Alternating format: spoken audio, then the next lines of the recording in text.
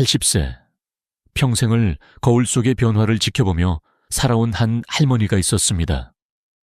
주름이 점점 깊어지고 웃을 때마다 골짜기처럼 패인 선들이 더 뚜렷해지는 얼굴. 어느 순간부터는 화장으로도 가려지지 않는 피부의 푸석함과 칙칙함 때문에 거울 앞에 서는 시간이 두려워졌습니다. 그런데 단 21일 후 그녀는 완전히 다른 사람이 되어 있었습니다. 이웃들은 혹시 시술 받으셨어요? 피부가 왜 이렇게 탱탱해졌어요? 하고 놀라 물었고, 손자들은 할머니, 진짜 동안이 됐네 라며 웃었습니다. 나이를 속인 것도 비싼 화장품을 쓴 것도 아니었습니다. 병원 예약표에도 고급 에스테틱 이용 내역에도 이름이 없었습니다. 그런데 도대체 어떻게 이런 변화가 가능했을까요? 이야기는 평범한 어느 오후에서 시작됩니다. 저는 진료실에 앉아 서류를 정리하고 있었고 문이 열리자 익숙한 발소리가 들렸습니다. 수년간 저를 찾아왔던 단골 환자, 김정희 할머니였습니다. 그런데 그날 무언가 달랐습니다. 예전엔 들어오자마자 깊은 한숨을 쉬며 모자를 벗던 분이었는데 이번에는 환하게 웃으며 의자에 앉았습니다. 피부에서 묘하게 은은한 빛이 나고 있었죠. 저는 무심코 요즘 뭐 좋은 거 하셨어요? 라고 물었습니다. 그 순간 그녀는 가방에서 작은 유리병 하나를 꺼내 제 앞으로 밀었습니다. 원장님, 이거 덕분이에요. 병 속에는 투명하면서도 황금빛을 띤 액체가 반짝이고 있었습니다. 순간 저는 웃음이 나왔습니다. 병원에서 처방한 고가의 약도 최신 피부 앰플도 아니었거든요. 그냥 주방 한쪽 구석에 있을 법한 누구나 아는 재료였습니다.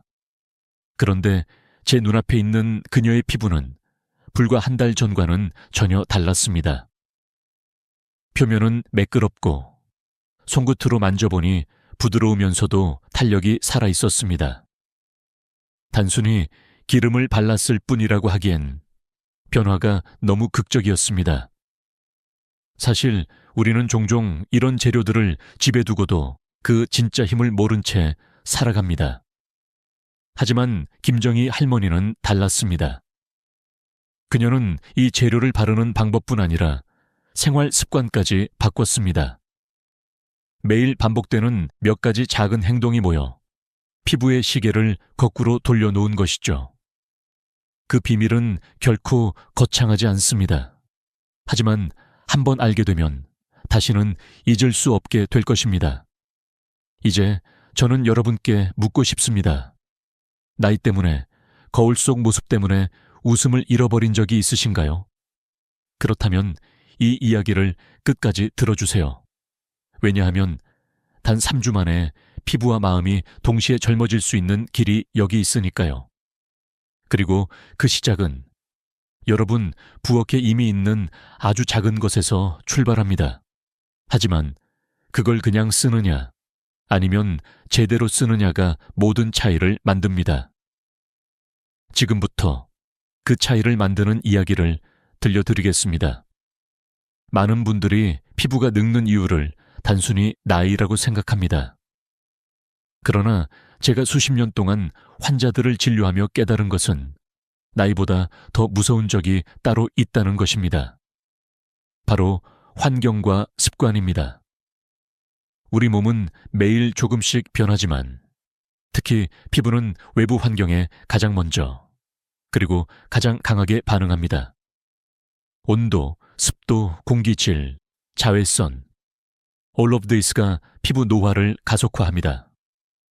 한국의 사계절은 아름답지만 동시에 피부에게는 혹독합니다.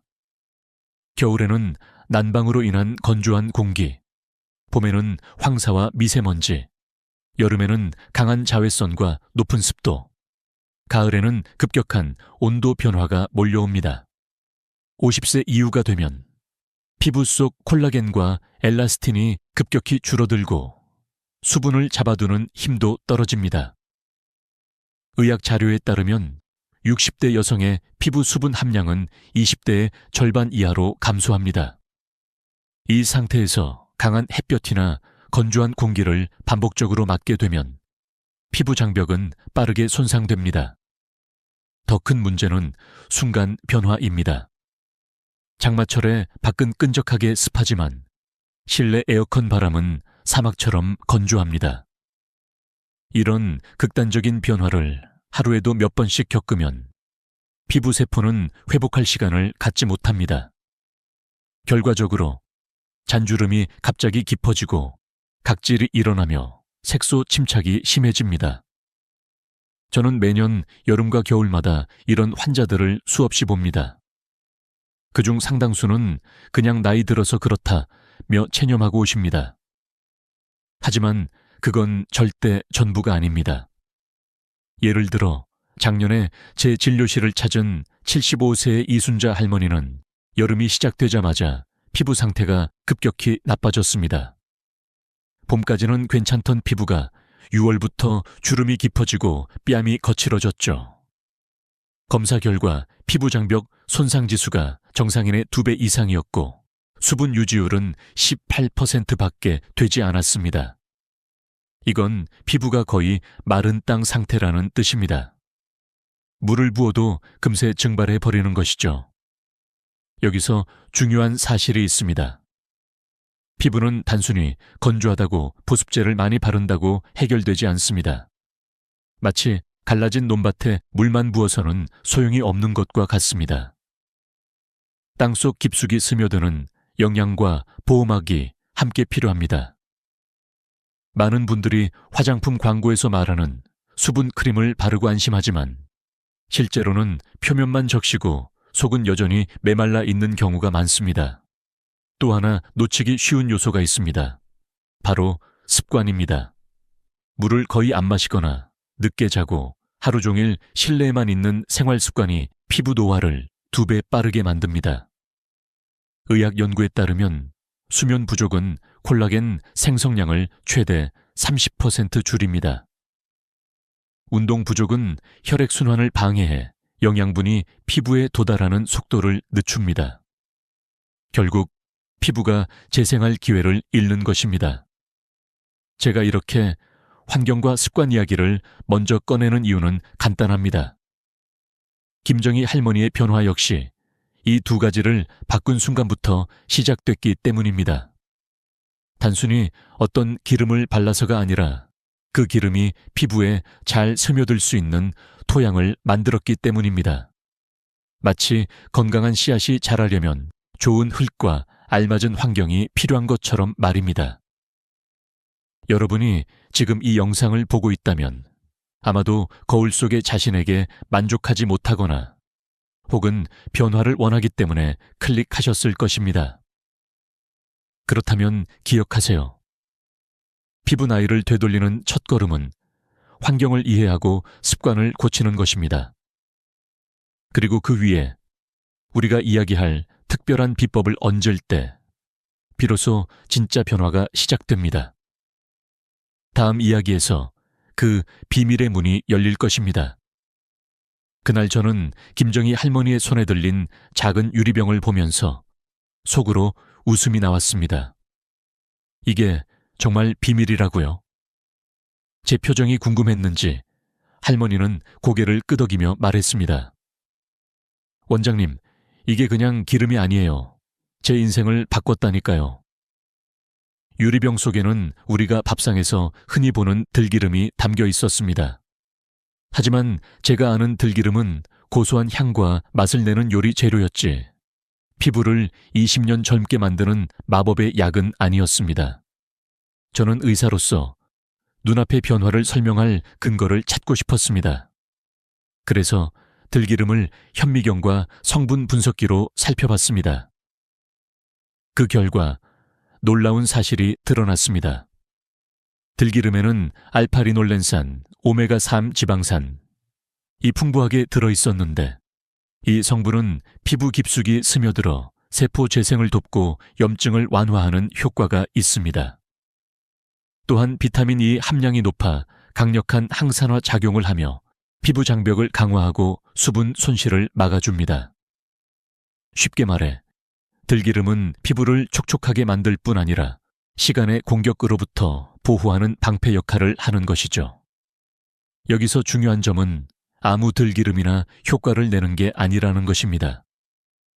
시중에 파는 제품 중에는 값싼 대두유나 다른 기름과 섞인 경우가 많아 순수한 성분이 줄어들고 피부 개선 효과가 떨어집니다. 김정희 할머니가 처음 시도했을 때도 이런 섞인 들기름을 사용했는데 거의 변화가 없었다고 합니다. 그러나 전통 방식으로 짜낸 100% 순수 들기름으로 바꾸자 단 일주일 만에 피부에 탄력이 생기기 시작했습니다. 저는 이 효과가 단순히 심리적인 위안이 아니라는 것을 확인하기 위해 피부 측정기를 사용했습니다. 일주일 전과 비교했을 때 피부 수분 함량은 23%에서 41%로 증가했고 피부 탄성지수도 18% 상승했습니다. 이는 보통 고가의 안티에이징 크림을 3개월 사용해야 볼 수 있는 변화였습니다. 여러분, 여기서 잠깐 상상해 보세요. 겨울철 난방으로 건조한 실내에서 피부가 쩍쩍 갈라지는 느낌이 들 때 단순히 수분 크림을 덧바르는 것과 피부 속 깊이 수분과 영양을 동시에 공급하는 방법 중 어느 쪽이 더 오래 지속될까요? 당연히 후자입니다. 들기름은 단순한 표면 보습이 아니라 세포 단위까지 침투해 피부 스스로 회복하도록 돕는 역할을 합니다. 하지만 제가 여러분께 꼭 말씀드리고 싶은 것이 있습니다. 김정희 할머니가 이렇게 극적인 변화를 얻을 수 있었던 건 들기름 하나 때문이 아니었습니다. 그것은 사용법과 타이밍에 달려 있었습니다. 아무리 좋은 재료도 잘못 쓰면 효과가 반감됩니다.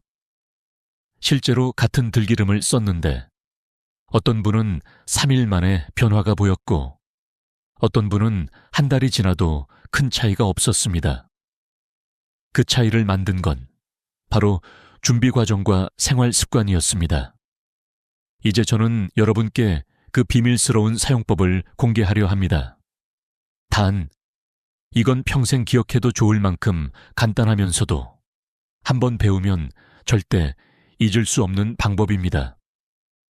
이 이야기를 듣고 나면 부엌에 있는 그 작은 병이 전혀 다른 의미로 다가올 것입니다. 준비되셨나요? 그럼 이제 어떻게의 문을 열겠습니다. 김정희 할머니가 처음 이 방법을 시도하던 날을 저는 아직도 잊지 못합니다. 그녀는 반신반의한 표정으로 제 설명을 들었죠. 원장님, 제가 이런 거 많이 해봤는데요. 다 소용없었어요. 그때 저는 웃으면서 대답했습니다. 이번에는 다를 겁니다. 방법을 정확히 지키신다면요. 그렇게 그녀는 집으로 돌아갔고 단 3일 후 다시 병원 문을 열었습니다. 그런데 들어오는 순간 저는 잠시 말을 잃었습니다. 마치 다른 사람이 된 것 같았거든요.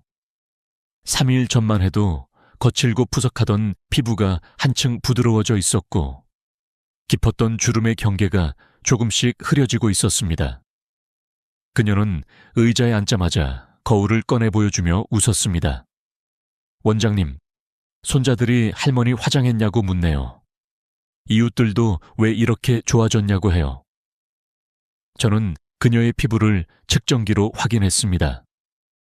수분 지수가 이미 7%나 올라 있었고 피부 탄력 지수도 눈에 띄게 개선됐습니다. 이 변화는 하루아침에 일어난 기적이 아니었습니다. 첫날부터 피부는 안쪽에서부터 조금씩 변화를 시작했고 3일째에는 눈으로 보이는 변화가 나타났습니다. 2주가 지나자 그녀의 피부는 마치 오래된 사진 속 60대 시절로 돌아간 듯 탱탱하고 생기가 돌았습니다. 김정희 할머니만 그런 것은 아니었습니다. 비슷한 나이대의 다른 환자들도 이 방법을 시도했고 각각 다른 속도로 변화를 경험했습니다. 7, 8세 박순옥 할머니는 손등의 깊은 주름이 10일 만에 완화되었고 75세 최영희 할머니는 볼에 있던 깊은 주름이 점점 채워지듯 옅어졌습니다. 심지어 발뒤꿈치처럼 거칠고 단단했던 부위가 일주일 만에 매끈해진 경우도 있었습니다. 이 과정에서 공통적으로 나타난 현상이 있습니다. 첫째, 피부 표면의 각질이 점점 부드러워지며 떨어져 나갔습니다. 둘째, 피부 속 수분이 유지되는 시간이 길어졌습니다. 셋째, 안색이 맑아지고 얼굴 전체에 윤기가 되살아났습니다. 이것은 단순한 외부 보습제만으로는 얻기 힘든 변화였습니다. 하지만 모든 사람이 똑같은 결과를 얻은 건 아닙니다. 같은 방법을 써도 어떤 분은 효과가 빠르고 어떤 분은 더디게 나타났습니다. 이유를 분석해보니 바로 생활 습관이 결정적인 차이를 만들었습니다. 물을 충분히 마시고 잠을 규칙적으로 자고 가벼운 산책이라도 하는 분들은 변화가 훨씬 빨랐습니다. 반대로 늦게 자거나 물을 거의 안 마시는 분들은 효과가 절반에 그쳤죠. 그래서 저는 이 방법을 단순히 기름을 바르는 법으로만 알려드리지 않습니다. 그 전에 피부가 변화를 받아들일 수 있는 상태를 만드는 것이 우선입니다. 준비된 피부에 좋은 재료가 들어가면 마치 메마른 땅에 단비가 스며들듯 빠르고 깊게 흡수됩니다. 김정희 할머니는 이렇게 말했습니다. 원장님, 이건 그냥 팩이 아니에요. 제 마음까지 바꿨어요. 거울을 보고 웃을 수 있으니까요. 피부가 변하면 표정이 변하고 표정이 변하면 마음이 변합니다. 이것이 제가 이 이야기를 여러분께 꼭 전하고 싶은 이유입니다. 다음으로 여러분이 직접 따라할 수 있도록 제가 수백 번의 실험 끝에 완성한 황금 레시피를 공개하겠습니다. 제가 지금부터 말씀드릴 방법은 수백 번의 시도 끝에 완성된 황금 레시피입니다. 이건 단순한 피부팩이 아니라 피부 속 깊은 곳을 깨워주는 맞춤 영양제라고 생각하시면 됩니다. 재료는 단 3가지뿐이지만 순서와 비율, 그리고 사용하는 방식이 결과를 좌우합니다. 첫 번째 재료는 100% 순수 들기름입니다. 반드시 전통 방식으로 짜낸 다른 기름이 섞이지 않은 제품이어야 합니다.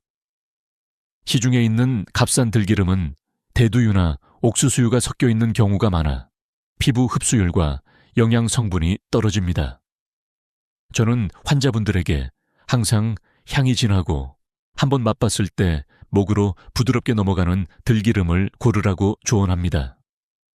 두 번째 재료는 신선한 달걀 노른자입니다. 달걀 노른자에는 피부를 부드럽게 하고 영양을 공급하는 레시틴과 단백질이 풍부하게 들어 있습니다. 하지만 여기서 신선함이 핵심입니다. 냉장고에 오래 보관한 달걀은 산화가 진행되어 효과가 떨어집니다. 산지 직송이나 구매 후 일주일 이내의 달걀을 사용하는 것이 가장 좋습니다. 세 번째 재료는 보습 영양 크림입니다. 꼭 고가의 브랜드일 필요는 없습니다. 오히려 화학 성분이 적고 기본적인 보습에 충실한 제품이 좋습니다. 크림의 역할은 팩이 피부에 고르게 밀착되도록 돕고 영양이 오래 머물 수 있도록 막을 형성하는 것입니다. 이제 만드는 방법을 말씀드리겠습니다. 깨끗한 유리 그릇에 달걀 노른자를 넣고 거품이 나지 않도록 포크로 부드럽게 풀어줍니다. 그 다음 들기름 작은 숟가락 하나를 넣고 약 2~3분간 천천히 저어 완전히 섞이게 합니다. 이 과정이 중요합니다. 들기름과 달걀 노른자가 완벽히 결합해야 피부에 발랐을 때 얼룩이 생기지 않습니다. 마지막으로 영양크림 작은 숟가락 하나를 넣고 살살 저어 부드러운 질감을 유지합니다. 완성된 팩의 농도는 마요네즈처럼 너무 묽지도 너무 되지도 않아야 합니다. 사용 방법은 간단하지만 몇 가지 규칙을 꼭 지켜야 합니다. 먼저 세안 후 미지근한 물로 피부를 촉촉하게 준비합니다. 그런 다음 완성된 팩을 얼굴 전체에 고르게 바르고 주름이 깊은 부위에는 조금 더 두껍게 바릅니다. 눈가와 입가처럼 예민한 부위는 특히 부드럽게 발라주세요. 바른 후에는 15-20분 동안 움직이지 않고 휴식하는 것이 좋습니다. 이때 따뜻한 수건으로 얼굴을 살짝 덮어주면 흡수력이 2배로 올라갑니다. 시간이 지나면 미지근한 물로 부드럽게 씻어내고 평소 사용하던 보습제를 발라 마무리합니다. 주의할 점도 있습니다. 이 팩은 일주일에 2-3회 사용이 적당합니다. 매일 하면 오히려 피부가 예민해질 수 있습니다. 또 처음 사용하는 분들은 팔 안쪽에 소량을 발라 24시간 후 알레르기 반응이 없는지 확인한 후 얼굴에 사용하세요. 그리고 절대 한 번에 많은 양을 만들어 보관하지 마세요. 신선함이 사라지면 효과도 절반 이하로 떨어집니다. 이 방법을 제대로 따라 하신다면 단 일주일 만에 피부의 변화가 시작됩니다. 하지만 여기서 멈추면 안 됩니다. 피부가 얻은 변화를 오래 유지하려면 팩 외에도 몇 가지 생활 습관을 더해야 합니다. 다음은 김정희 할머니와 수많은 환자들이 변화를 오래 유지할 수 있었던 생활 속 비밀을 공개하겠습니다. 많은 분들이 좋은 팩을 한번 경험하고 나면 그 효과가 오래 가길 바라지만 현실은 그렇지 않습니다. 피부는 끊임없이 외부 환경에 노출되고 나이와 생활 습관의 영향을 동시에 받기 때문에 유지 관리가 필수입니다. 김정희 할머니 역시 처음엔 2주 만에 피부가 놀랍게 변했지만 생활 습관을 함께 바꾸지 않았다면 그 효과는 오래가지 못했을 것입니다. 첫 번째 습관은 물 마시기입니다. 피부 겉에 아무리 좋은 영양을 발라도 몸속이 건조하면 금세 다시 메말라집니다. 저는 하루 최소 5잔, 특히 아침에 일어나자마자 미지근한 물 1잔을 권합니다. 이 작은 습관만으로도 피부 속 수분 유지율이 눈에 띄게 향상됩니다. 실제로 70대 여성 10명을 대상으로 4주 동안 물 섭취량을 늘리게 했더니 피부 수분 지수가 평균 12% 상승했습니다. 두 번째는 수면 시간입니다. 밤 10시에서 새벽 2시 사이가 피부 재생이 가장 활발하게 이루어지는 시간입니다. 이때 숙면을 취하면 콜라겐과 엘라스틴 생성이 촉진되어 피부 탄력이 유지됩니다. 김정희 할머니는 예전에는 새벽 1, 2시에 주무셨지만 습관을 바꿔 10시 전에 잠자리에 들면서 피부 변화 속도가 빨라졌습니다. 세 번째는 가벼운 운동입니다. 매일 20, 30분 정도의 산책만으로도 혈액순환이 좋아지고 영양분이 피부 구석구석까지 도달합니다. 특히 아침 햇살을 받으며 걷는 것은 비타민 D 합성을 도와 피부 건강에 긍정적인 영향을 줍니다. 네 번째는 전통 발효 음식 섭취입니다.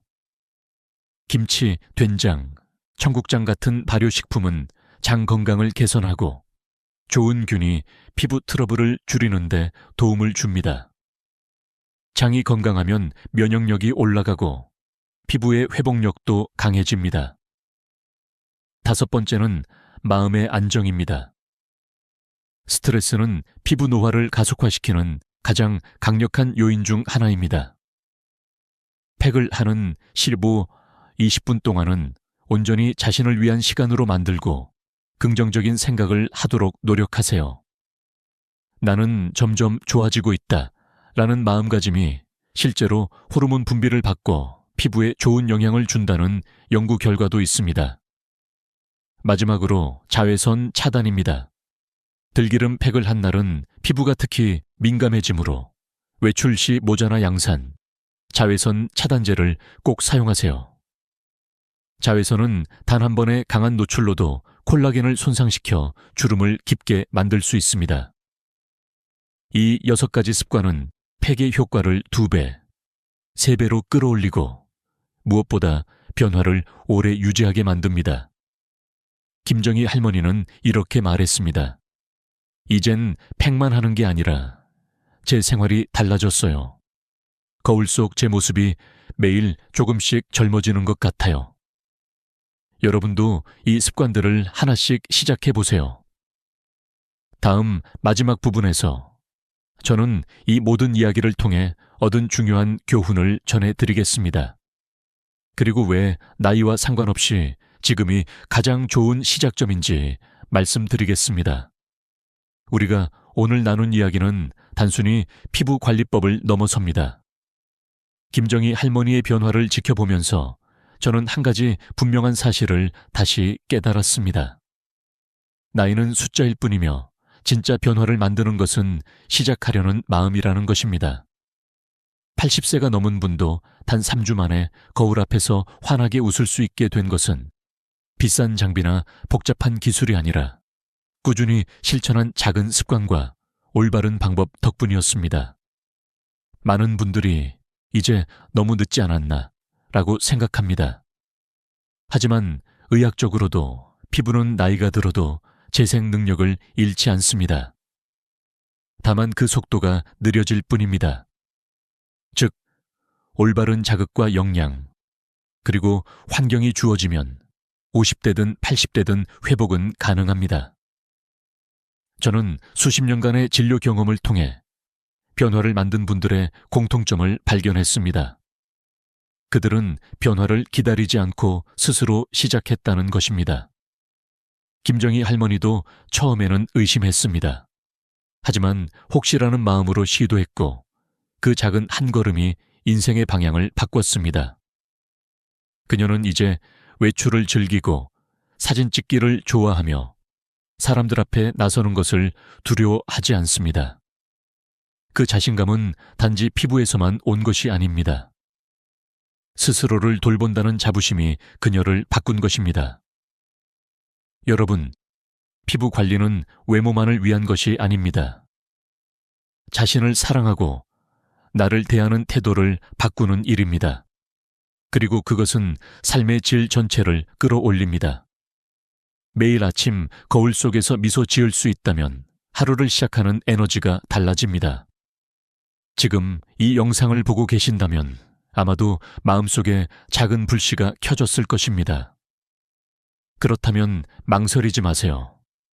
오늘 부엌에서 들기름을 꺼내고 제가 알려드린 방법을 그대로 따라하세요.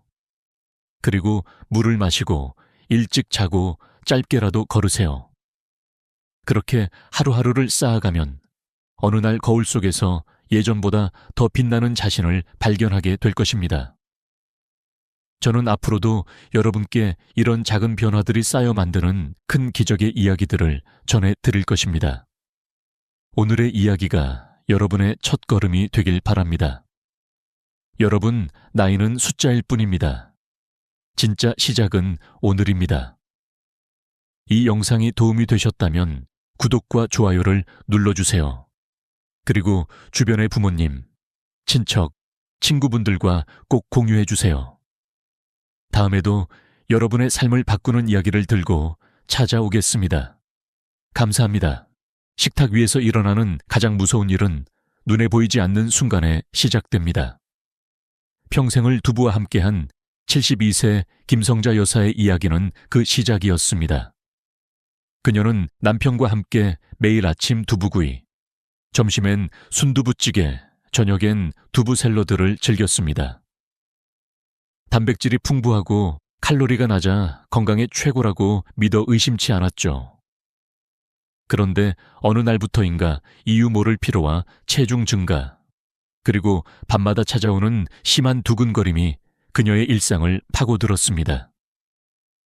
병원 문을 두드린 날, 담당 의사의 한마디는 충격 그 자체였습니다. 김 여사님, 두부 섭취량을 줄이셔야 합니다. 지금 몸이 경고 신호를 보내고 있어요. 그 말을 듣는 순간 평생 믿어온 두부는 무조건 몸에 좋다는 생각이 산산이 부서졌습니다. 그녀의 이야기는 단지 한 사람의 예외적인 경험이 아니었습니다. 제가 수년간 건강 상담을 하면서 만난 수십 명의 어르신들이 같은 길을 걷고 있었기 때문입니다. 겉으로는 평온한 식탁, 그 뒤에 숨어있는 보이지 않는 위협. 여러분은 혹시 그 위협을 지금도 매일 삼키고 계신 건 아닐까요? 우리는 평생 동안 식탁 위의 익숙함을 가장 안전하다고 여깁니다. 특히 한국이 50대, 60대, 70대 세대에게 두부는 청결하고 순한 음식의 대명사입니다. 하지만 과연 그 믿음은 언제부터 시작된 걸까요? 전쟁 이후 단백질 공급이 절실했던 시절, 값싸고 쉽게 구할 수 있는 두부는 최고의 선택지였습니다. 그러나 그 시절과 지금은 환경도, 식습관도, 건강 상태도 전혀 다릅니다. 그런데도 우리는 여전히 옛 기준을 오늘의 몸에 적용하고 있는 것입니다. 더 놀라운 건 여러분이 좋아하는 그 부드러운 하얀 두부 안에는 여러분이 알지 못했던 호르몬 모방 물질이 존재한다는 사실입니다. 10년 전만 해도 저 역시 두부의 이런 면모를 전혀 알지 못했습니다. 하지만 실제 데이터를 들여다보고 두부를 매일 먹던 분들의 혈액 검사 결과를 비교하면서 상황은 완전히 달라졌습니다. 하루 한 모 이상 두부를 섭취하는 사람들의 체내 특정 호르몬 수치가 평균 대비 2배 이상 높게 나타나는 경우가 적지 않았습니다. 여기서 중요한 건 지금 당장 먹지 말라는 단순한 경고가 아닙니다. 문제는 우리가 너무 오래, 너무 자주, 그리고 잘못된 방법으로 두부를 대하고 있다는 점입니다. 예를 들어 대부분의 분들이 두부를 구입하고 나서 씻지 않고 그대로 요리에 사용합니다. 하지만 유통 과정에서 두부 표면에 어떤 세균이 붙어 있는지 혹은 제조 과정에서 어떤 원료가 쓰였는지 확인하는 분은 거의 없습니다. 저는 이 부분에서 여러분이 스스로에게 질문하길 바랍니다. 나는 정말 두부를 안전하게 먹고 있는가? 그 대답이 자신 없다면 오늘 이야기는 아마 여러분의 식탁에 커다란 변화를 가져올 것입니다. 지난 겨울 전북에 사는 68세 이모 할머니를 만났습니다. 40년 넘게 가족을 위해 두부국을 끓였고 스스로도 하루에 최소 한 번은 두부 요리를 먹었습니다. 하지만 최근 들어 손발이 차고 머리가 무겁고 밤에 잠이 오지 않는 증상에 시달렸습니다. 병원에서 받은 결과는 갑상선 기능 저하. 그리고 의사는 두부 섭취 습관을 첫 번째 원인으로 지목했습니다. 그 말을 들은 할머니의 표정은 당황과 억울함이 뒤섞인 표정이었죠. 아니, 평생 몸에 좋은 줄 알고 먹었는데 그게 병을 만든다고요? 여러분, 여기서 중요한 건 두부가 나쁘다가 아니라 두부를 다루는 우리의 방식이 문제라는 겁니다. 음식은 언제나 양과 질, 그리고 조리법에 따라 약이 될 수도 독이 될 수도 있습니다. 특히 위첼랄 80대의 신체는 젊을 때와 달리 호르몬 균형이 훨씬 민감하고 면역력은 조금만 자극에도 흔들릴 수 있습니다. 이런 시기에 무심코 반복되는 잘못된 습관은 몇 년 뒤 건강에 큰 균열로 나타나게 됩니다. 저는 오늘 이 영상에서 여러분의 평생 식습관을 다시 들여다보게 만들 이야기를 할 겁니다. 두부라는 단어 뒤에 숨어있는 진짜 얼굴, 그리고 그것을 안전하게 즐기기 위한 지혜까지. 이 이야기는 단순한 경고가 아니라 여러분의 남은 삶을 건강하게 만드는 작은 열쇠가 될 수 있습니다.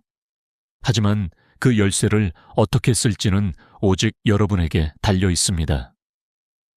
자, 이제 두부에 대한 여러분의 생각을 180도 바꿔놓을 첫 단서로 들어가겠습니다. 그 단서는 바로 이 하얀 음식이 가진 보이지 않는 호르몬의 그림자입니다. 그리고 이 그림자가 여러분의 몸속에서 어떻게 조용히 자리를 잡아가는지 곧 구체적으로 말씀드리겠습니다. 두부라는 음식이 가진 순백의 이미지는 우리 세대에게 너무도 익숙합니다. 하지만 그 하얀 표면 속에는 우리가 생각하지 못했던 화학적 비밀이 숨어 있습니다. 제가 이 주제를 연구하면서 가장 먼저 마주한 단어가 바로 이소플라본이었습니다.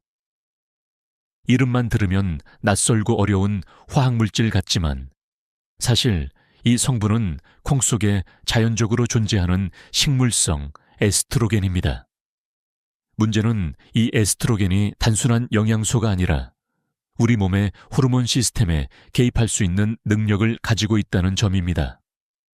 특히 50세 이상이 되면 우리 몸의 호르몬 균형은 매우 민감해집니다. 여성은 폐경 전후로, 남성은 안드로포즈라고 불리는 남성 호르몬 감소 시기에 들어서죠. 이런 시기에 외부에서 유사 호르몬이 들어오면 마치 잘 짜인 시계 톱니에 이물질이 낀 것처럼 시스템이 흔들립니다. 예를 들어 하루 두부 한 모에 들어있는 이소플라본은 평균 253개월 만에 체내 농도가 정상 범위의 2배 이상 높아질 수 있다는 연구 결과가 있습니다. 여기서 중요한 건 적당히가 무엇인지 아는 겁니다. 많은 분들이 두부를 건강식으로 믿고 양을 가늠하지 않은 채 매일 섭취합니다. 하지만 과잉된 이소플라본은 우리 몸에 여러 신호를 보냅니다. 여성의 경우 생리주기 불규칙, 남성의 경우 근육량 감소나 피로감 증가 같은 변화가 대표적입니다. 저는 실제로 한 74세 어르신이 매일 아침 두부 반모, 저녁에 또 두부찌개를 드시다가 6개월 만에 손톱이 잘 부러지고 머리카락이 힘을 잃는 증상을 겪는 것을 본 적이 있습니다. 검사 결과 호르몬 수치가 불균형 상태였고 칼슘 흡수도 떨어져 있었습니다. 두부 속에는 또 다른 주목해야 할 성분이 있습니다. 바로 피틴산과 트립신 억제 물질입니다. 피틴산은 철분, 아연, 칼슘 같은 미네랄의 흡수를 방해하고 트립신 억제 물질은 단백질 소화를 방해합니다. 나이가 들수록 소화 효율은 떨어지는데 여기에 이런 성분까지 더해지면 영양이 풍부하다고 믿었던 음식이 오히려 결핍을 불러옵니다. 실제로 65세 이상 고령층에서 빈혈과 근육 손실이 동시에 진행되는 경우가 종종 있는데 식습관을 들여다보면 두부 중심 식단을 고집하는 경우가 적지 않습니다. 여기에 더해 현대의 두부는 과거와 달리 상당수가 GMO, 유전자 변형, 콩으로 만들어집니다. GMO 콩은 자연 상태의 콩보다 이소플라본 함량이 높고 재배 과정에서 사용되는 제초제와 농약의 잔류 가능성도 큽니다. 제가 참고한 2023년 식품안전연구원의 자료에 따르면 시중에서 판매되는 두부 중 약 35%가 GMO 원료를 사용하며 일부 제품에서는 허용 기준치에 근접한 잔류 농약이 검출되기도 했습니다. 이 수치는 매일 먹는 식품이라는 점을 고려하면 결코 가볍게 볼 수 없습니다. 물론 여기서 그렇다면 당장 두부를 끊어야 하나 라는 생각이 들 수 있습니다. 하지만 저는 그렇게 극단적인 결론을 내리는 걸 경계합니다. 중요한 건 무엇이 우리 몸에 들어오는지 정확히 알고 양과 빈도를 조절하는 것입니다. 두부는 여전히 좋은 단백질 공급원이지만 그 속 성분이 어떻게 작용하는지를 이해해야 합니다. 예를 들어 하루에 오복 4회 섭취는 대부분의 성인에게 안전하다는 것이 다수 전문가의 의견입니다. 제가 현장에서 만난 많은 어르신들이 공통적으로 하는 말이 있습니다. 나는 평생 두부 먹고 건강하게 살았어. 하지만 세월이 흐르며 재배 방식, 원료 품질, 유통 환경이 바뀌었고 우리의 몸도 달라졌습니다. 60대 이후에는 근육량 감소, 골밀도 저하, 호르몬 변화가 가속화되기 때문에 과거의 식습관이 그대로 안전하다고 볼 수 없습니다. 이 변화를 인식하는 순간 우리는 두부라는 친숙한 음식 속 숨은 면모를 좀 더 냉정하게 볼 수 있습니다. 그리고 여기서 한 가지 제가 특히 강조하고 싶은 점이 있습니다. 두부의 영양을 판단할 때는 단순히 하루 먹은 양만 보는 것이 아니라 전체 식단에서의 역할을 봐야 한다는 겁니다. 예를 들어 두부만으로 단백질을 충당하려고 하거나 매일 이 3끼에 포함시키는 식단은 균형을 잃을 수밖에 없습니다. 이는 마치 같은 약을 소량 먹을 때는 치료제가 되지만 과다 복용하면 독이 되는 것과 같습니다. 여러분, 이제 여러분의 식탁 위에 있는 두부를 한번 다른 눈으로 보시길 바랍니다. 그 속에 들어있는 성분이, 특히 이소플라본과 항경양소가 어떻게 여러분 몸속에서 작동하는지 이해하는 순간 그저 좋은 음식이라는 이미지가 조건부로 안전한 음식이라는 현실로 바뀔 것입니다. 다음 이야기에서는 이렇게 조용히 몸을 흔드는 두부가 실제로 어떻게 여러분의 건강에 경고 신호를 보내는지, 그리고 그 신호를 무시했을 때 어떤 일이 벌어지는지를 구체적인 사례와 함께 말씀드리겠습니다. 몸은 말이 없지만 항상 신호를 보냅니다. 문제는 우리가 그 신호를 얼마나 빨리 그리고 정확히 알아차리느냐에 달려 있습니다. 두부를 장기간 또 잘못된 방식으로 섭취했을 때 나타나는 변화는 생각보다 은밀하게 시작됩니다. 처음에는 단순한 피로, 가벼운 소화불량, 혹은 손발이 차가워지는 정도로만 느껴집니다. 하지만 시간이 지날수록 그 신호는 점점 더 뚜렷해지고 때로는 되돌리기 어려운 수준까지 발전합니다. 서울 강북에서 만난 76세 박영자 여사는 평생 두부를 애용한 분입니다. 그녀는 아침마다 부드러운 두부죽을, 점심에는 두부조림을, 저녁에는 순두부찌개를 먹었습니다. 그런데 어느 날부터 생리주기가 완전히 멈추고 이유 없이 체중이 5kg 이상 늘었으며 하루 종일 피곤해 누워있는 시간이 많아졌습니다. 병원에서 받은 진단은 갑상선 기능 저하. 혈액검사 수치에 따르면 갑상선 호르몬 농도가 정상 범위의 절반 이하로 떨어져 있었습니다. 의사는 식단을 살펴본 뒤 매일 반복되는 과도한 두부 섭취가 원인일 수 있다고 경고했습니다. 이 사례는 단순히 여성에게만 해당되는 이야기가 아닙니다. 경기도 남양주에 사는 72세 김철수 씨는 은퇴 후 건강을 위해 채식 위주의 식단을 시작했습니다. 그 중심에는 항상 두부가 있었죠. 그런데 1년이 지나자 가슴 부위가 불룩해지고 근육량이 줄어 체력이 급격히 떨어졌습니다. 검진 결과 남성 호르몬 수치가 낮아지고 여성 호르몬 수치가 높아진 상태였습니다. 이 역시 이소플라본 과다 섭취의 전형적인 결과 중 하나였습니다. 두부를 통한 호르몬 불균형은 이렇게 눈에 보이는 외형적 변화로 나타나기도 하지만 더 깊은 곳에서는 신진대사의 속도까지 바꿔놓습니다. 특히 60대 이후에는 천이 0.5도만 떨어져도 면역력과 에너지 수준이 눈에 띄게 감소합니다. 소화는 더뎌지고 조금만 먹어도 체중이 늘어나는 체질로 변합니다.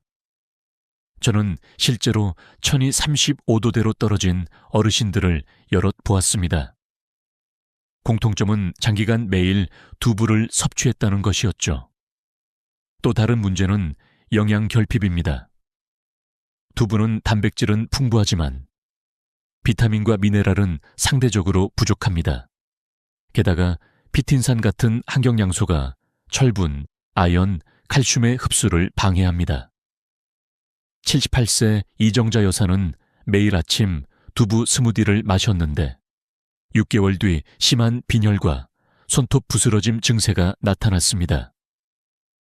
철분 보충제를 먹어도 개선되지 않았는데 원인은 두부 속 성분이 계속 미네랄 흡수를 방해하고 있었기 때문입니다. 소화기관이 약한 분들은 또 다른 신호를 받습니다. 복부 팽만, 가스, 잦은 설사나 변비가 반복되죠. 70대 이상에서는 장내 유익균과 유해균의 균형이 조금만 깨져도 소화력이 크게 떨어집니다. 그런데 트립신 억제 물질은 단백질 분해 효소의 작용을 막아 소화 부담을 훨씬 크게 만듭니다. 단백질이 풍부한 음식을 먹고도 체내에서 그 단백질을 온전히 활용하지 못하는 상황이 벌어지는 것입니다. 이러한 신호들을 무시하고 괜찮겠지 하다 보면 문제는 더 심각해집니다. 한번 무너진 호르몬 균형이나 신진대사는 단기간에 회복되지 않습니다. 갑상선 기능 저해에서 정상 범위로 돌아오기까지는 보통 최소 6개월 이상이 걸리고 경우에 따라 1년 이상 소요되기도 합니다. 게다가 나이가 들수록 회복 속도는 더 늦어집니다. 여러분이 지금 혹시 느끼고 있는 피로, 이유 없는 체중 증가, 머리카락 빠짐, 피부 거칠어짐 같은 증상들이 있다면 식단을 점검해 보셔야 합니다. 특히 두부를 매일 먹는 습관이 있다면 그것이 단순한 우연이 아닐 수 있습니다. 제 경험상 식단에서 두부 섭취 빈도를 줄이고 균형 잡힌 식재료로 바꾸면 몇 주 만에 체력과 컨디션이 회복되는 경우를 많이 봤습니다. 몸의 경고 신호는 절대 무시해서는 안 됩니다. 나이가 들수록 작은 변화가 큰 차이를 만듭니다. 다음 이야기에서는 이렇게 몸이 보내는 신호를 더 악화시키는 보관과 조리의 함정에 대해 말씀드리겠습니다. 많은 분들이 안전하다고 믿는 방법들이 사실은 위험을 키우고 있다는 사실을 알게 되면 아마 깜짝 놀라실 겁니다. 많은 분들이 두부를 깨끗하고 안전한 음식이라고 믿지만 그 믿음 속에는 큰 허점이 숨어 있습니다. 두부는 수분 함량이 85% 이상이고 단백질이 풍부해 세균이 번식하기에 최적의 조건을 갖춘 식품입니다. 문제는 우리가 두부를 다루는 방식입니다. 구입부터 보관, 조리까지 잘못된 습관 하나하나가 여러분의 건강을 위협할 수 있습니다. 먼저 보관 과정에서의 위험입니다. 여름철 마트에서 두부를 구입해 집으로 돌아오는데 30분 이상 걸린다면 이미 세균 증식이 시작될 수 있습니다. 인천의 70세 장모 씨는 마트에서 두부를 사서 장을 더 보고 집에 돌아왔는데 차 안에서 두부가 2시간 동안 산곤해 있었습니다. 그날 저녁 두부찌개를 끓여 먹고 난 후 심한 복통과 설사로 응급실에 실려갔죠. 검사 결과 장내에 식중독균이 다량 검출되었습니다. 그녀는 이렇게 말했습니다. 겉으론 멀쩡했어요. 냄새도 안 났고요. 그런데 속은 이미 위험했더군요. 문제는 냉장고에 넣는다고 해서 모든 위험이 사라지지 않는다는 점입니다. 많은 분들이 두부를 물에 담가 냉장 보관하지만 그 물을 매일 갈아주지 않으면 오히려 세균 배양 접시 역할을 하게 됩니다. 특히 리스테리아균 같은 세균은 하트브르크의 냉장 온도에서도 잘 자랍니다. 임산부나 면역력이 약한 노년층이 이런 세균에 감염되면 유산, 조산 혹은 심각한 폐혈증까지 이어질 수 있습니다. 조리 과정에서도 함정이 있습니다.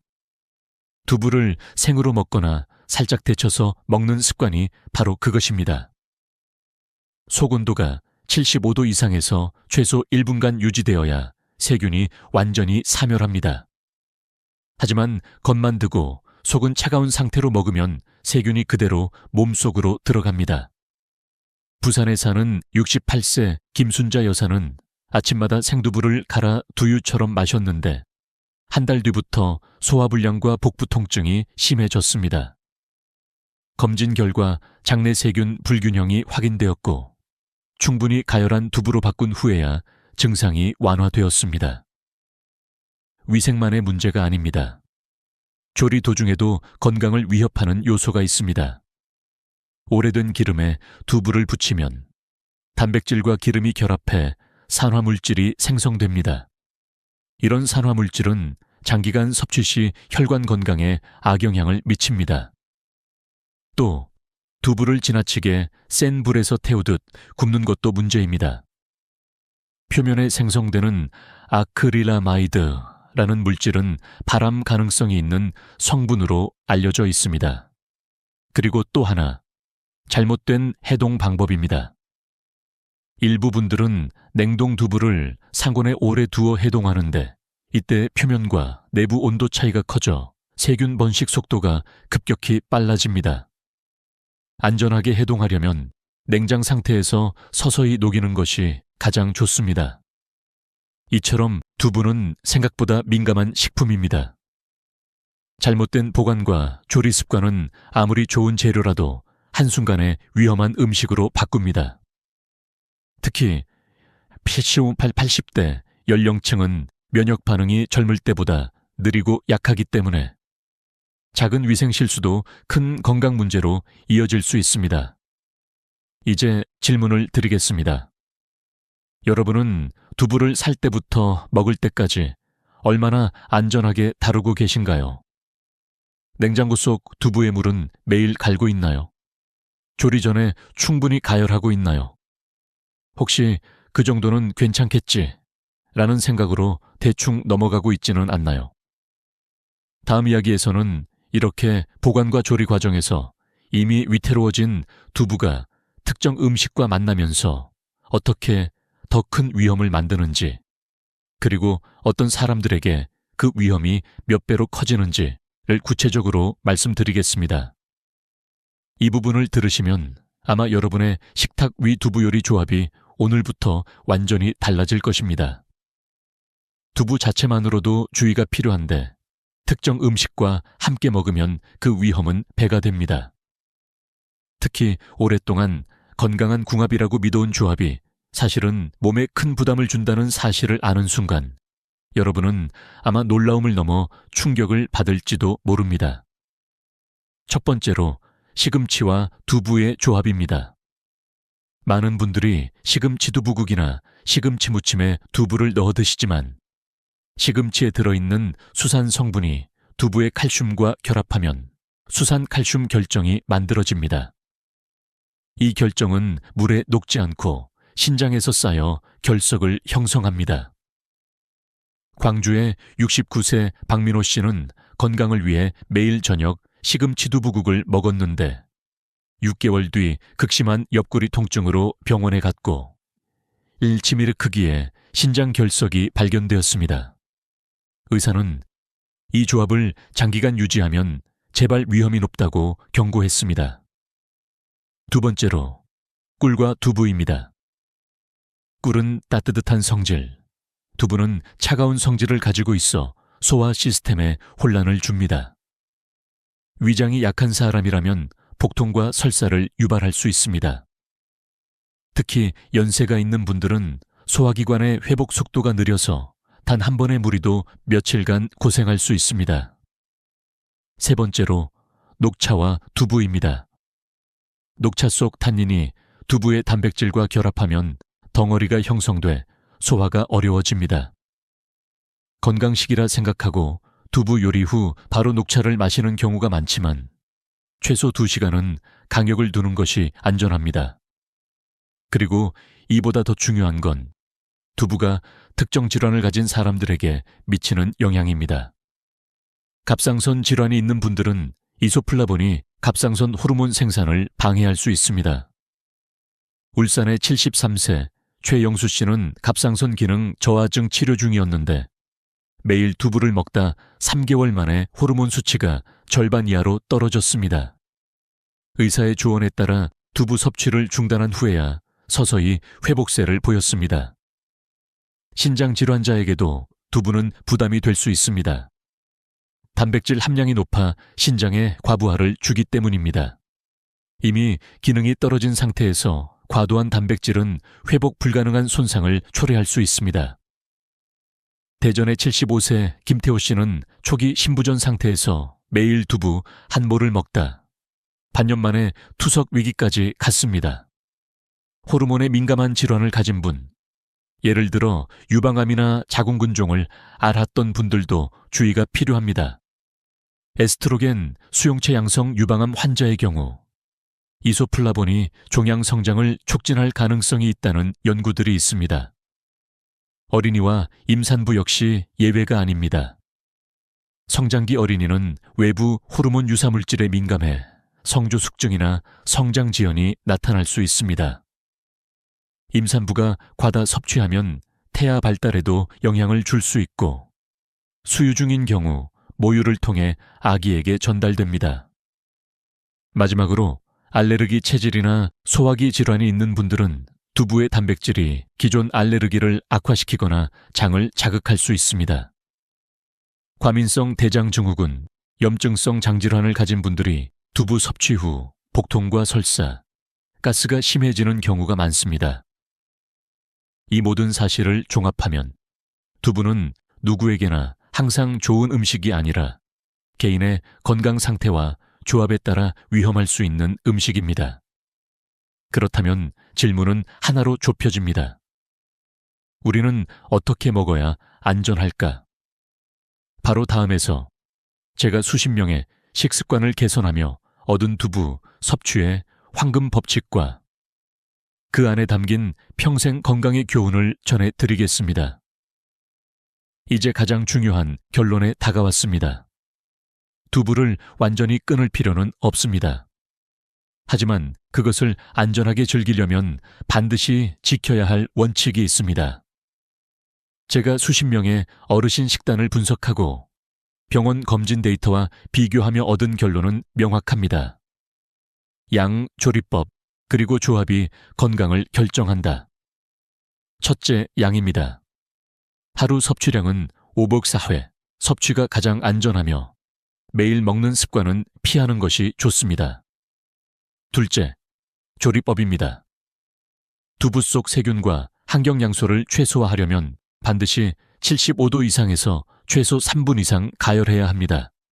끓이기, 굽기, 찌기 모두 가능합니다. 단, 겉만 살짝 뜨거나 생으로 먹는 것은 피하세요.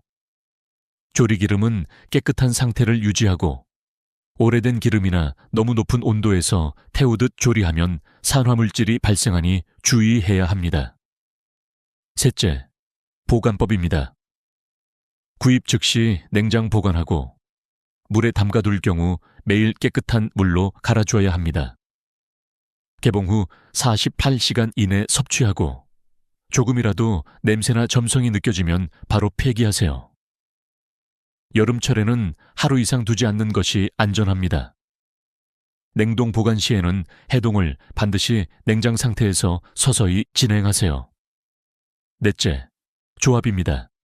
시금치, 꿀, 녹차와 같은 위험한 궁합은 피하고 섭취 강역을 최소 2시간 이상 두세요. 대신 브로콜리, 당근, 파프리카처럼 비타민과 항산화 성분이 풍부한 채소와 함께 먹으면 부족한 영양소를 보완할 수 있습니다. 현미나 통곡물과 함께 먹으면 필수 아미노산의 균형이 맞춰져 단백질 효율이 높아집니다. 다섯째, 개인 건강 상태에 따른 조절입니다. 갑상선 질환, 신장 질환, 호르몬 민감성 질환을 가진 분들은 반드시 담당 의사와 상담 후 섭취 여부와 양을 결정하세요. 임산부, 수유부, 성장기 어린이는 더욱 주의해야 하며 알레르기 체질이나 소화기 질환이 있는 경우는 소량으로 시험한 후 문제없을 때만 제한적으로 섭취하는 것이 좋습니다. 여섯째, 대체 단백질의 활용입니다. 두부만이 단백질의 전부는 아닙니다. 닭가슴살, 달걀, 생선, 렌틸콩, 병아리콩, 퀴노아 등 다양한 단백질원을 섭취하면 영양 균형을 더 안정적으로 유지할 수 있습니다. 특히 이 중 일부는 이소플라본 함량이 낮아 호르몬 부담도 적습니다. 마지막으로 이 모든 원칙의 중심에는 균형이 있습니다. 아무리 좋은 음식이라도 잘못된 방식과 과다 섭취는 건강을 해칠 수 있습니다. 음식은 습관과 연결되고 습관은 평생의 건강을 결정합니다. 저는 이 이야기를 통해 한 가지 분명한 교훈을 전하고 싶습니다. 건강은 많이 먹는 것이 아니라 올바르게 먹는 데서 시작된다. 여러분, 오늘 영상이 식탁 위의 작은 변화를 이끌어 앞으로의 삶에 큰 변화를 만들어주길 바랍니다. 냉장고 속 두부를 확인하세요. 그리고 오늘 배운 원칙을 실천해보세요. 여러분의 몸은 반드시 그 변화를 느끼게 될 것입니다. 영상이 도움이 되셨다면 구독과 좋아요 버튼을 눌러주시고 주변의 가족과 친구들에게도 꼭 공유해 주세요. 다음 영상에서는 우리가 매일 마시는 물 속에 숨은 놀라운 비밀과 그것이 건강에 미치는 영향에 대해 알려드리겠습니다. 놓치지 않으시려면 알림 설정도 어느 날 늘 그렇듯이 아침에 은행 통장을 확인하던 김 할머니는 눈을 의심했습니다. 매달 꼬박꼬박 들어오던 기초연금 30만 원이 SP처럼 사라져 버린 겁니다. 이게 무슨 일이람? 전화기를 들고 구청과 국민연금공단에 전화를 걸었지만 돌아온 대답은 너무도 차가웠습니다. 어르신, 지난달에 통장 장호가 기준을 초과하셔서 이번 달부터 지급이 중단됐습니다. 단 한 달, 단 하루, 심지어 몇 시간만 기준을 넘겨도 이렇게 순식간에 끊길 수 있다는 사실 믿기시나요? 이건 김 할머니만의 이야기가 아닙니다. 제 옆집에 사는 박 어르신도 똑같은 일을 겪었습니다. 자녀가 잠깐 생활비로 넣어준 돈, 며칠 후에 바로 뺐었는데도 그 기록이 자산 증가로 잡혀서 기초연금이 뚝 끊긴 겁니다. 아니, 이건 내 돈도 아니고 쓰지도 못한 돈인데 왜? 아무리 항의해도 소용없었습니다. 제 돈은 있는 돈으로 간주하고 계산은 냉정하게 숫자로만 이루어집니다. 여기서 놀라운 사실 하나. 기초연금은 단순히 소득만 보는 게 아니라 재산 전부를 소득으로 환산합니다. 예금, 부동산, 심지어 전세 보증금까지도 계산에 들어갑니다. 예를 들어 통장에 1억 원이 있다면 정부는 연 4% 이율로 계산해 월 33만 원의 소득이 있는 것으로 간주합니다. 실제로 일을 해서 버는 돈이 아니어도 가진 재산이 많으면 넉넉하다고 판단하는 겁니다. 2025년 기준 단독가구의 월 소득인 정액 기준은 218만 원, 부부가구는 348만 원입니다. 단돈 만 원만 초과해도 탈락. 더 무서운 건 이 계산에 포함되는 항목들이 우리가 생각하는 것보다 훨씬 많다는 겁니다.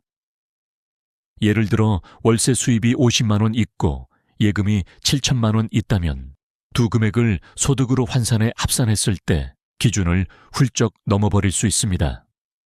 나는 집도 없고 소득도 없는데 왜 탈락이야? 이렇게 분통 터뜨리는 분들이 많습니다. 이유는 간단합니다. 전세보증금, 자동차, 자녀명의 재산, 해약한 보험금, 신고 안 한 월세 수입 등 우리가 놓치기 쉬운 요소들이 전부 계산에 들어가기 때문입니다. 심지어 배우자의 소득과 재산까지 합산됩니다. 남편이 직장을 다니거나 아내가 작은 임대 수익이 있어도 가구 전체 소득으로 판단하니 본인만 어렵다고 해도 소용없습니다. 이런 현실을 모르고 있다가 어느 날 갑자기 끊김 통보를 받으면 충격과 허탈함은 이루 말할 수 없습니다. 문제는 대부분 몰라서 생기는 피해라는 겁니다. 알고만 있으면 피할 수 있었을 함정들. 그런데 우리는 누가 알려주지 않으면 절대 알 수 없습니다. 주변에서 받는 사람도 있고 못 받는 사람도 있으니 그냥 운이 나빴나 하며 넘어가는 경우가 태반입니다. 저는 이 영상을 통해서 반드시 전하고 싶습니다. 기초연금은 그냥 나이만 채우면 주는 돈이 아니다.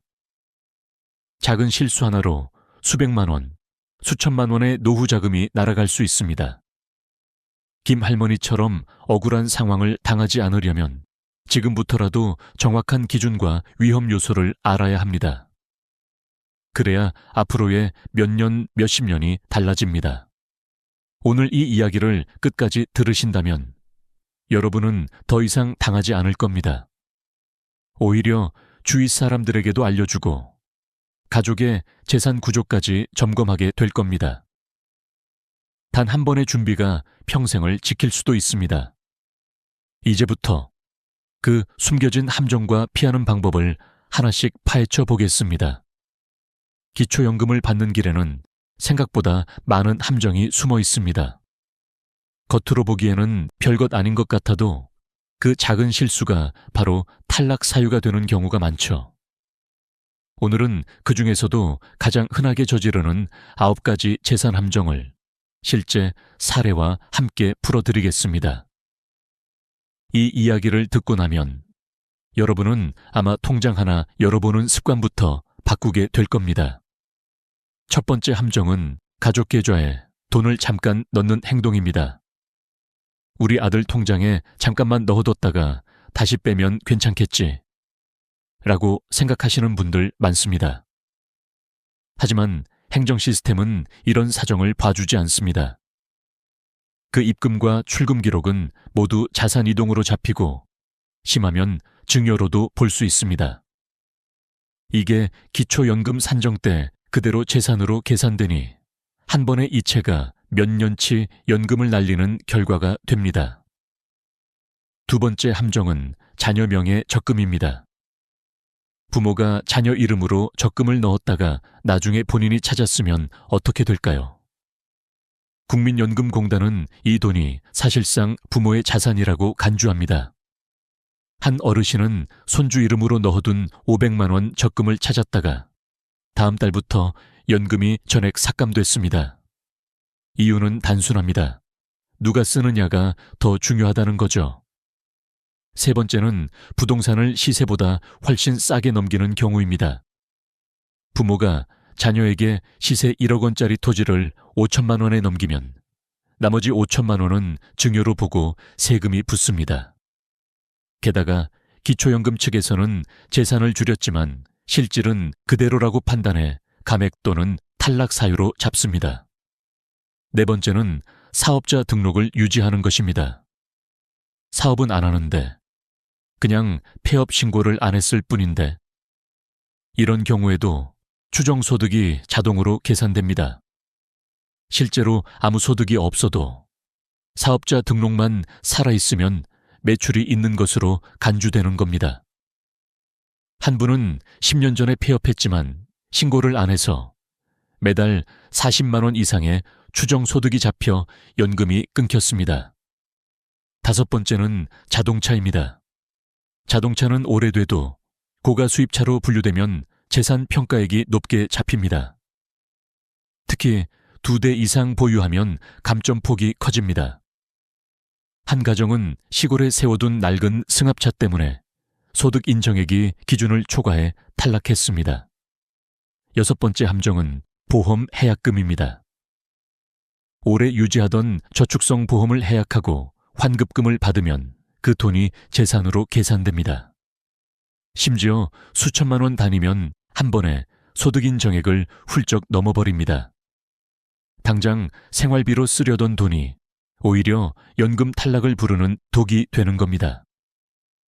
일곱 번째는 자녀 명의 통장을 부모가 관리하는 경우입니다. 명의는 자녀지만 부모가 자유롭게 입출금하면 행정에서는 그 돈을 부모 소유로 봅니다. 금액이 크면 조사 대상이 되기 쉽고 연금 산정에 그대로 반영됩니다. 여덟 번째는 신고하지 않은 월세 수입입니다. 신고 안 하면 모를 거야 라고 생각하시나요? 요즘은 국세청 자료와 행정 시스템이 실시간으로 연동됩니다. 신고 누락은 곧바로 적발되고 그 순간부터 연금은 중단됩니다. 아홉 번째는 5년 이내의 재산 정리입니다. 기초연금은 현재 재산뿐 아니라 최근 5년간의 금융거래와 부동산 거래도 전부 조사합니다. 예를 들어 아파트를 팔고 받은 현금을 몇 달 보관했다면 지금 돈이 없어도 그 금액이 그대로 재산으로 잡힙니다. 이 9가지 함정은 하나만 걸려도 연금 수급 자격을 잃게 만듭니다. 문제는 대부분이 몰라서 당한다는 겁니다. 한 번의 부주의가 수백만 원, 심하면 수천만 원의 노후 자금을 날려버릴 수 있습니다.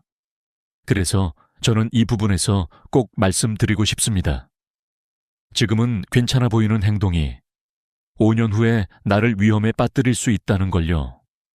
지금 머릿속에 떠오르는 행동이 있다면 바로 멈추고 확인하세요. 다음 단계에서 우리는 이 함정들을 피하는 방법과 안전하게 연금을 지키는 전략을 이야기할 겁니다. 이제 우리는 함정을 피하는 것에서 한 걸음 더 나아가야 합니다. 단순히 실수를 안 하는 것만으로는 부족합니다. 기초연금을 안정적으로 받으려면 재산과 소득을 어떻게 배치하고 관리해야 하는지 전략이 필요합니다. 이 전략은 단기적인 임시방편이 아니라 앞으로 5년, 10년을 내다보는 장기 계획이어야 합니다. 첫 번째 전략은 가구 기준에서 출발합니다. 많은 분들이 나는 집도 없고 소득도 없는데 왜 탈락이지? 라고 묻습니다.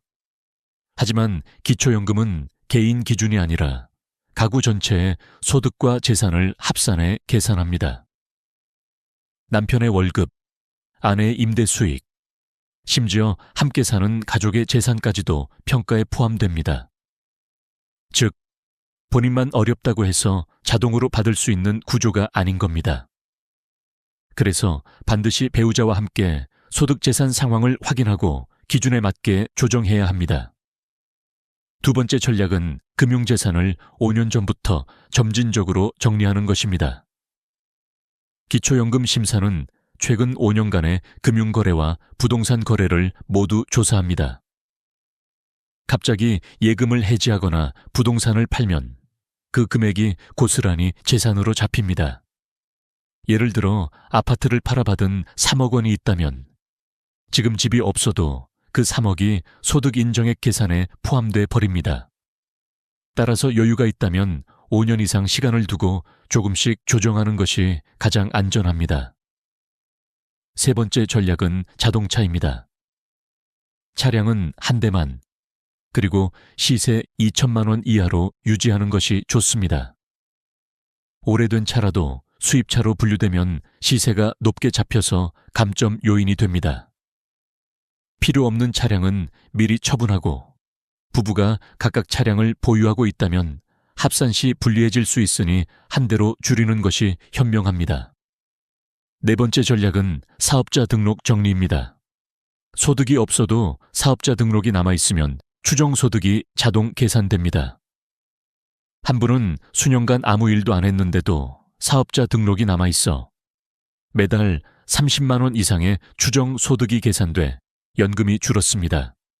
사업을 하지 않는다면 반드시 폐업 신고를 완료해야 합니다. 다섯 번째 전략은 자녀명의 자산 점검입니다. 예를 들어 자녀명의 통장을 부모가 직접 관리하거나 자녀 이름의 적금을 부모가 찾는다면 행정에서는 이를 부모의 재산으로 봅니다. 기초연금 심사에서는 누가 소유권을 갖고 있느냐보다 누가 사용하느냐를 더 중요하게 보기 때문입니다. 따라서 자녀명의 자산은 실제 사용자가 누구인지 명확히 해야 합니다. 여섯 번째 전략은 예금의 분산 관리입니다. 한 통장에 1억 원을 넣어두면 이 돈은 고스란히 재산으로 잡혀서 매달 수십만 원의 소득이 있는 것처럼 계산됩니다. 하지만 이 돈을 2천만 원, 3천만 원씩 여러 통장으로 나누고 생활비 공과금, 자녀 지원금 등 용도를 명확히 하면 생활 목적 자금으로 인정받을 가능성이 높아집니다. 물론 단순히 통장만 나눈다고 되는 건 아니고 실제 사용 내역이 생활비임을 보여주어야 합니다. 마지막으로 보험은 무조건 해약하지 말고 성격부터 확인해야 합니다. 보장성 보험은 유지해도 소득 인정액에 큰 영향을 주지 않는 경우가 많지만 저축성 보험은 해약금이 재산으로 잡혀 불리해집니다. 해약 전에는 반드시 전문가 상담을 받아야 합니다. 이 모든 전략의 핵심은 심사 전에 미리 준비하는 것입니다. 갑자기 조정하려고 하면 오히려 역효과가 날 수 있습니다. 지금은 당장 불편하더라도 장기적으로 연금을 지키는 길이 더 안정적입니다. 이제 우리는 실수와 함정을 피하고 재산을 유리하게 배치하는 기본 전략을 알게 됐습니다. 다음 단계에서는 이 전략들을 실제로 적용해 성공적으로 연금을 지켜낸 사람들의 이야기를 들어보겠습니다. 전략은 책 속 이론에만 머물러서는 아무 소용이 없습니다.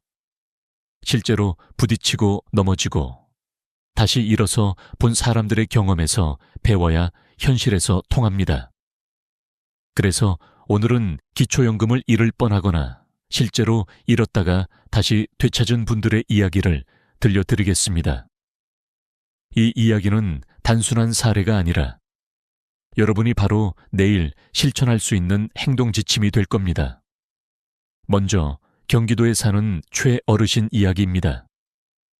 최 어르신은 평생 성실하게 살아오셨지만 자녀 결혼을 돕기 위해 통장에 있던 8천만 원을 잠시 아들 계좌로 이체했습니다. 몇 달 후 다시 돌려받았지만 그 사이 연금 심사가 이루어졌고 결과는 탈락이었습니다. 이유는 단순했습니다. 자산 이동이 확인됐습니다. 그러나 최 어르신은 포기하지 않았습니다. 모든 거래 내역과 자금 출처를 입증하는 자료를 모아 국민연금공단에 재심을 요청했습니다.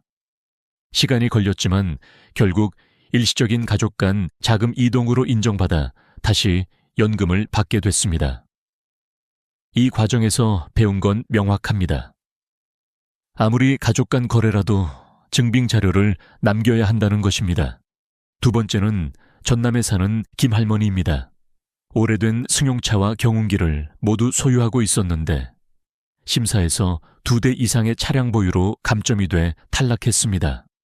김할머니는 경운기를 중고로 매각하고 승용차 시세를 정확히 평가받아 저가 차량으로 분류되게 했습니다.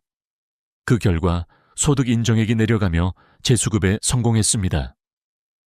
여기서 중요한 건 불필요한 자산은 정리하고 남길 자산은 가치 평가를 정확히 받는 것입니다. 세 번째는 충청도 박 어르신입니다. 박 어르신은 저축성 보험을 해약해 환급금 3천만 원을 받았습니다. 생활비로 쓰려고 했지만 그 금액이 재산으로 잡혀 연금이 중단됐죠. 그런데 박 어르신은 보험 설계사와 세무사 상담을 통해 환급금 일부를 생활비 계좌로 나누어 입금하고 사용 내역을 명확히 기록했습니다. 1년 후 재심에서 이 돈이 필수 생활비로 인정돼 재수급이 가능해졌습니다. 박 어르신의 말이 아직도 기억납니다. 보험 깨기 전에 꼭 전문가랑 상의하세요. 그 한 번의 상담이 1년치 연금을 지켜줍니다. 네 번째는 서울의 윤 어르신입니다. 전세 보증금 1억 5천만 원으로 살고 있었는데 이 금액이 소득으로 환산돼 탈락 위기에 놓였습니다. 윤 어르신은 보증금 일부를 빼서 월세 40만 원으로 전환했고 월세 지출이 공제 항목으로 반영되며 소득 인정액이 내려갔습니다. 덕분에 기준을 충족하게 되었고 오히려 생활비 구조가 안정적으로 바뀌었습니다. 마지막으로 강원도의 이 어르신은 처음에는 나는 분명 자격이 될 거야 하고 신청조차 안 했습니다. 그러나 지인의 권유로 뒤늦게 신청했고 탈락 사유를 들으며 자산 구조를 점검하기 시작했습니다. 불필요한 CMA 계좌를 해지하고 묵혀둔 적금을 정리하며 소득인 정액을 기준 이하로 맞췄습니다. 결국 1년 만에 수급 자격을 얻었죠. 이 어르신은 늘 이렇게 말합니다. 신청 안 하는 게 가장 큰 실수야. 해봐야 왜 안 되는지도 알지. 이 5사람의 공통점은 하나입니다. 문제를 피하려고만 하지 않고 정면으로 부딪혔다는 점입니다. 심사에서 불리한 요소를 발견했을 때 서류와 증빙, 전문가 조언을 통해 하나씩 해결해 나갔습니다. 여러분도 지금 통장을 열어보고 차량 등록부를 확인하고 보험 증권을 살펴보세요. 거기서 시작됩니다. 다음으로 우리는 기초연금 외에도 노후를 든든하게 지켜줄 다른 복지제도와 혜택들을 살펴볼 겁니다. 이 부분은 많은 분들이 놓치는 영역이지만 활용만 잘하면 기초연금과 함께 훨씬 안정적인 노후를 만들 수 있습니다. 기초연금만으로는 생활이 빠듯하다는 이야기를 정말 많이 듣습니다. 약값, 공과금, 그리고 예상치 못한 병원비까지 30만 원 남짓한 금액은 순식간에 사라져버립니다. 그래서 오늘은 기초연금 외에도 함께 활용하면 훨씬 안정적인 노후를 만들 수 있는 4가지 복지제도를 알려드리겠습니다. 이 제도들은 신청하지 않으면 절대 받을 수 없고 대부분의 경우 몰라서 놓치는 경우가 많습니다. 알고 나면 왜 이제야 알았을까 하는 생각이 들 겁니다. 첫 번째는 주택연금입니다. 집은 있는데 현금이 부족한 분들에게는 구세주 같은 제도입니다. 쉽게 말해 집을 팔지 않고 담보로 맡겨서 그 집에 계속 살면서 매달 연금처럼 생활비를 받는 제도입니다. 부부 중 한 명이 만 55세 이상이고 주택의 공시가격이 12억 원 이하라면 신청 가능합니다. 예를 들어 서울의 시세 6억 원짜리 아파트가 있는 70대 부부라면 집을 팔지 않아도 매달 100만, 낮에 200만 원을 받으며 평생 그 집에 거주할 수 있습니다. 그럼 집은 나라에 넘어가는 거 아니야? 라고 걱정하시는데 절대 그렇지 않습니다. 소유권은 여전히 본인에게 있고 부부가 모두 사망한 후에는 자녀가 집을 상속받을 수 있습니다. 그때는 지급된 연금액만 상환하면 됩니다. 가장 큰 장점은 쫓겨나지 않는다는 법적 보장입니다. 두 번째는 농지연금입니다.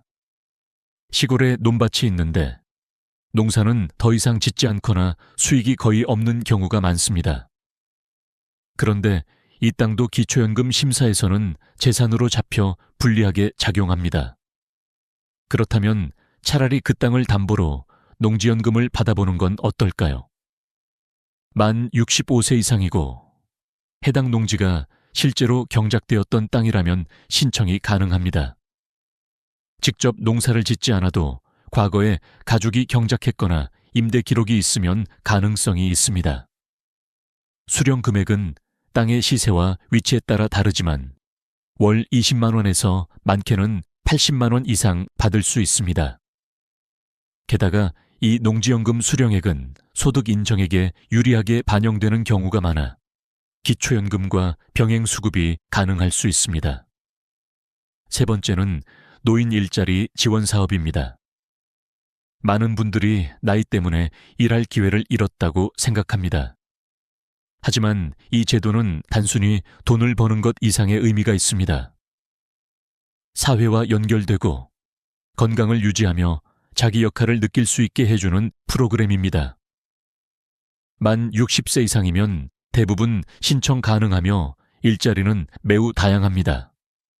어린이 보호구역에서 교통지도를 하는 일, 복지관 안내 도우미, 초등학교 안전 지킴이, 공원 환경 정비, 취약계층 가정 방문 서비스 등 활동 시간은 하루 230만 원이며 이 금액은 기초연금과 별도로 받을 수 있고 소득으로 간주되지 않아 불이익이 없습니다.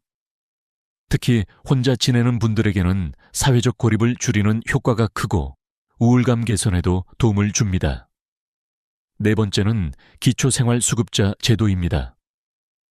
이 제도는 이름 때문에 거부감을 가지는 분들도 있지만 실제로는 꼭 필요한 사람을 돕기 위해 만들어졌습니다. 선정되면 의료비, 주거비, 생계비, 교육비 등 다양한 지원을 받을 수 있습니다. 예를 들어 의료급여 1종이면 병원 진료와 약값 부담이 거의 없어집니다. 주거급여는 월세나 전세에 사는 경우 정부가 일정 금액을 보태줍니다. 생계급여는 현금 지원으로 가구원 수와 상황에 따라 월 50만 원 이상 받을 수 있습니다. 교육급여는 손주를 키우는 조부모에게도 적용되는데 중학생은 연간 약 50만 원, 고등학생은 약 130만 원의 지원이 나옵니다. 다만 이 제도는 소득과 재산 기준을 모두 충족해야 하고 부양 의무자 기준도 있습니다. 자녀가 고소득이거나 자산이 많으면 부양 가능하다고 판단될 수 있습니다. 하지만 최근 이 기준이 완화되어 자녀가 별거 중이고 실제로 생활비를 주지 않는다는 걸 입증하면 수급이 가능해졌습니다. 중요한 건 포기하지 말고 상담을 받아보는 겁니다. 상담만으로도 불이익은 없고 상황이 바뀌었을 때 우선순위로 등록될 수도 있습니다. 이 4가지 제도는 각각의 조건과 절차가 있지만 공통점이 하나 있습니다. 아는 사람만 쓴다는 겁니다. 몰라서 못 받는 경우가 훨씬 많습니다. 예를 들어 제 지인은 농지연금에 대해 전혀 몰랐다가 시골에 방치해둔 밭으로 월 40만 원씩 받게 됐습니다. 또 다른 분은 노인 일자리 사업을 통해 새로운 친구를 사귀고 건강도 되찾았습니다. 여기서 중요한 팁을 드리자면 기초연금과 다른 복지제도를 함께 설계할 때는 반드시 소득 인정액 계산에 어떤 영향을 미치는지 확인해야 합니다. 주택연금이나 농지연금은 유리하게 반영될 수 있지만 특정 현금성 자산은 오히려 불리하게 작용할 수 있습니다. 그래서 신청 전에 주민센터나 전문가 상담을 꼭 거치셔야 합니다. 여러분의 노후 재정은 하나의 기둥으로만 버틸 수 없습니다. 기초연금이 그중 하나라면 주택연금, 농지연금, 노인 일자리, 기초생활수급 같은 제도가 나머지 기둥이 되어야 합니다. 기둥이 많을수록 삶은 안정됩니다. 중요한 건 그 기둥들을 언제 세우느냐입니다. 너무 늦게 움직이면 기회는 사라집니다. 지금 당장 종이에 여러분이 가진 자산과 소득, 생활비를 적어보세요. 그리고 이 4가지 제도 중 어떤 것을 신청할 수 있는지 체크하세요. 신청이 가능한 건 즉시 움직이고 아직 조건이 안 되는 건 어떻게 준비해야 하는지 계획을 세우세요. 다음 마지막 단계에서는 오늘 배운 모든 내용을 한데 모아 평생 후회 없는 선택을 할 수 있도록 명확한 교훈과 실천 방법을 드리겠습니다. 그 이야기를 듣고 나면 여러분은 더 이상 몰라서 손해보는 일을 겪지 않게 될 겁니다. 이제 우리는 함정도 알았고 전략도 세웠으며 기초연금 외에 활용할 수 있는 복지제도까지 살펴봤습니다. 하지만 이 모든 정보를 한번 듣는 것만으로는 생활 속에서 실천하기 어렵습니다. 그래서 마지막으로 여러분이 평생 후회 없이 기초연금을 지키고 더 나은 노후를 설계할 수 있도록 명확한 교훈과 실천 방법을 정리해 드리겠습니다. 첫 번째 교훈은 신청 안 하면 무조건 영원. 예입니다. 놀랍게도 자격이 충분히 되는데도 신청하지 않아 수년치 연금을 날린 분들이 많습니다. 한 어르신은 나이도 넘었고 소득도 거의 없었지만 나는 분명 될 거야 하며 신청을 미루다가 3년 동안 한 푼도 받지 못했습니다. 나중에 주민센터에서 왜 이제 오셨어요?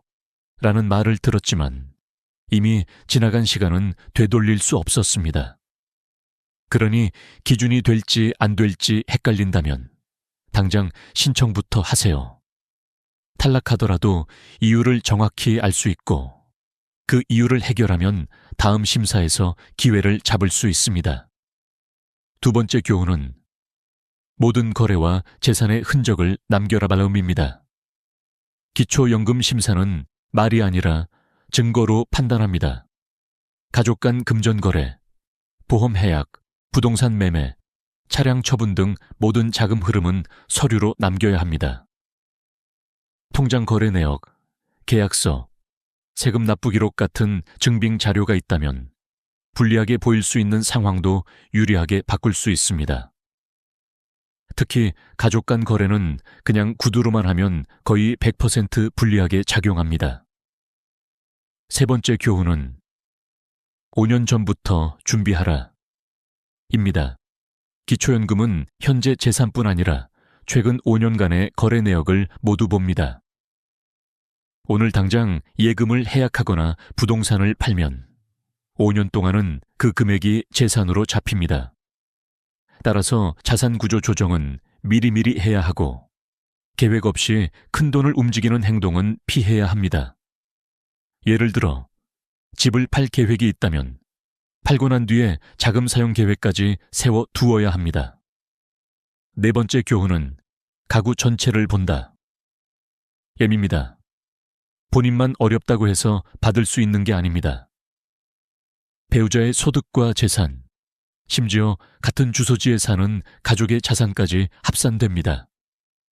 남편의 월급, 아내의 임대 수익, 자녀 명의의 고가 차량이나 부동산이 있다면 본인 기준에서는 아무 문제 없어도 가구 기준으로는 탈락할 수 있습니다. 그래서 기초연금 준비는 가족 전체의 재정 상황을 공유하고 함께 계획하는 것이 중요합니다. 다섯 번째 교훈은 전문가와 함께하라 입니다. 세무사, 공인중개사, 사회복지사 같은 전문가들은 법과 제도의 맹점을 알고 있습니다. 혼자 고민하다 보면 놓치는 부분이 많지만 전문가와 상담하면 불필요한 자산을 합법적으로 제외시키거나 평가액을 낮추는 방법, 세대 분리 등 다양한 해결책을 찾을 수 있습니다. 요즘은 지자체에서 무료 상담을 제공하는 경우도 많으니 꼭 활용하세요. 여섯 번째 교훈은 기초연금 하나에만 의존하지 마라 입니다. 앞서 말씀드린 주택연금, 농지연금, 노인 일자리, 기초생활수급 같은 제도들은 기초연금과 병행할 수 있는 경우가 많습니다. 예를 들어 주택연금을 받으면 매달 안정적인 현금 흐름이 생기고 노인 일자리로 활동비를 벌면 생활에 여유가 생깁니다. 이렇게 여러 개의 재정 기둥을 세우면 한 축이 흔들려도 전체 구조가 무너지지 않습니다. 일곱 번째 교훈은 감정이 아니라 숫자로 판단하라 입니다. 이 정도면 괜찮겠지 라는 생각이 가장 위험합니다. 기초연금 심사는 정확한 숫자로 판단합니다. 기준선이 한천맨 포아차밀 1,000원이라면 2,180,001원이 되는 순간 탈락입니다. 1만원 차이가 몇 년치 연금을 날릴 수 있습니다. 그러니 매년 본인의 소득 인정액을 계산해보고 기준에 맞는지 확인해야 합니다. 계산은 주민센터나 복지로 사이트에서 할 수 있고 무료 상담 서비스도 있습니다. 마지막 여덟 번째 교훈은 지금 당장 시작하라 입니다.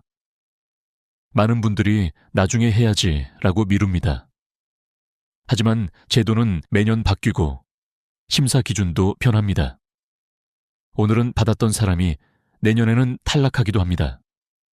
준비를 미루는 순간 기회도 멀어집니다.